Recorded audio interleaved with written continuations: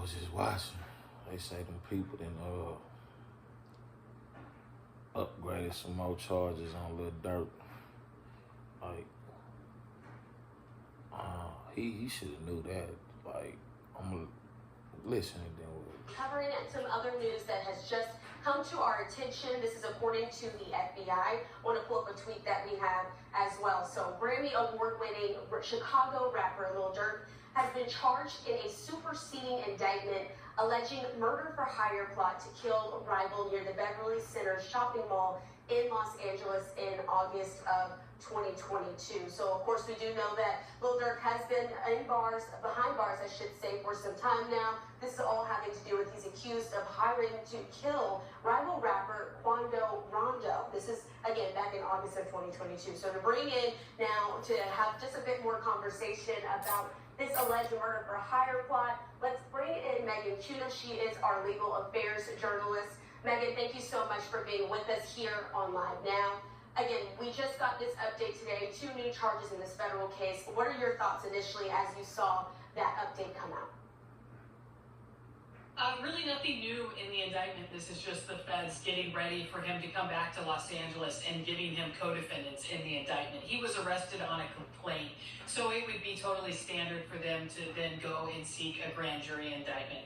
And actually, his co-defendants were arrested on a grand jury indictment a few weeks ago, but the indictment actually didn't name Lil Durk. He was arrested afterwards. So this is them basically combining the case and tightening up the charges, tightening up the case as they prepare for the arraignment here. And again, this one is interesting because there are also 6 other defendants in this case as well. And on social media, the case and just the conversation about this stems back to November of 2020. This is when one of the other people on his record label, I should say rapper King Von, was killed. This is after he got into a fight with Quando Rondo. So this case that says is coming out, we're learning more details, has been in the works for a long time because, again, the original issue stemmed from 4 years ago now at this point. Yes, this was a long time coming, and you can tell there was a really long investigation into this. And no, what they saying that and people sit back, they watch this shit. Where's Perky at? The fake Lil Durk. Where's Perky at? Perky, Lil Perky. You need to come out. This is the time you want to be Lil Durk. You should come on out now, Perky. Just based on the indictment, the surveillance images that the federal prosecutors have released, it sounds like they have built quite a case here, and they're definitely ready for it to be in court.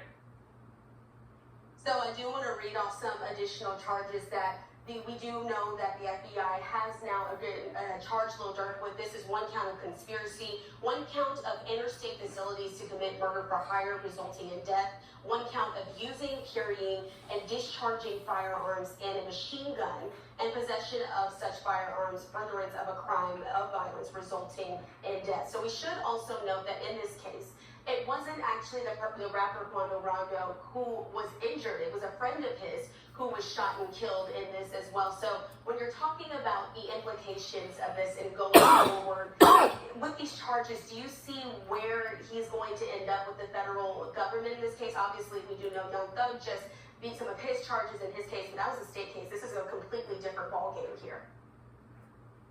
Yeah, and Young Thug didn't beat his charges. He actually pleaded guilty and no contest and is now on probation for 15 years. So I don't think, and if he violates it, he's going to go to prison for 20.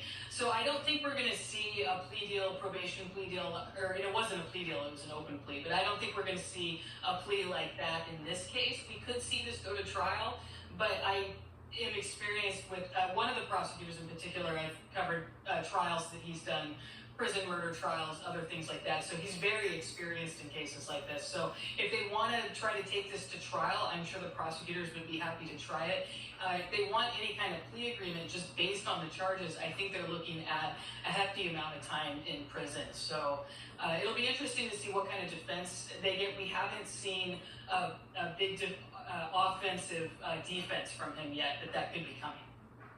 And lastly, before I let you go, Megan, I get another interesting piece of this case. The federal government did say that Lil Durk tried to flee before before being arrested, buying several plane tickets to international locations.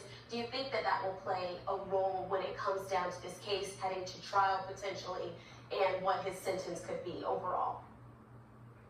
I think that will definitely matter if he tries to get any kind of bail situation. The prosecutors are going to be pointing to that outright. Whether that will matter if he is convicted at sentencing, I think that the charges by themselves will stand alone, but that trying to flee like that or having tickets like that does not bode well for him getting out pre-trial at all. Absolutely. So again, legal affairs journalist Megan Cunick here to break down just what we know at this point there in this Lil Durk case. Of course, we'll be checking in as we learn more information. I appreciate you being with us here on Live Now. Lil Durk. Shit. Lil Durk. I don't know. Shit, he can get them dudes.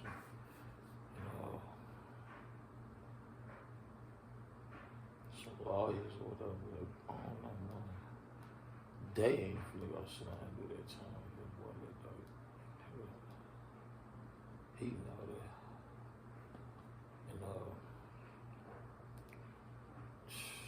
And it's sad, but it's true.